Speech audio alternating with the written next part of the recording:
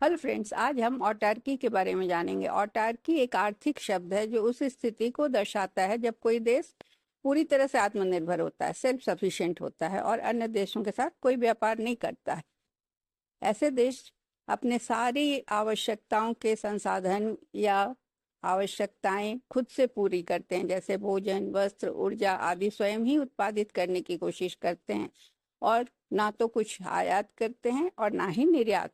मतलब ऑटार्की का मतलब जो देश ऑटार्की के अंदर होते हैं वो ना तो निर्यात करते हैं ना तो आयात करते हैं।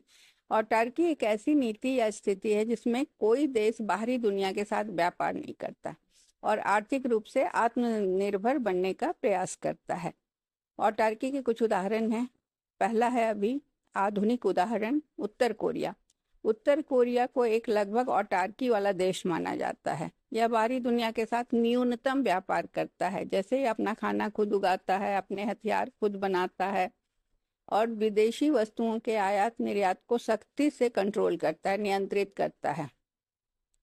दूसरा उदाहरण है ऐतिहासिक उदाहरण पुराना, जो एनवर होक्सा के शासन में अल्बानिया में था।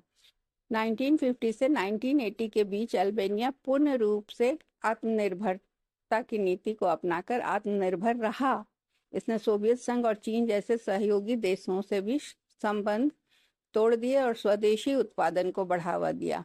1930 के दशक में नाजी जर्मनी भी कुछ ऐसा ही था।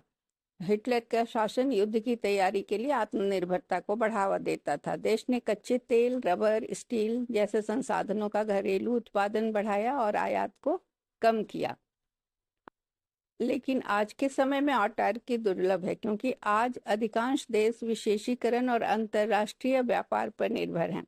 वैश्वीकरण के इस युग में ऑटार्की संभव नहीं। कई देशों के पास प्राकृतिक संसाधनों की कमी होती है, जैसे जापान गेहूं पर्याप्त नहीं उगा सकता। वैश्वीकरण के कारण अंतर्निर्भरता अधिक लाभदायक हो गई है।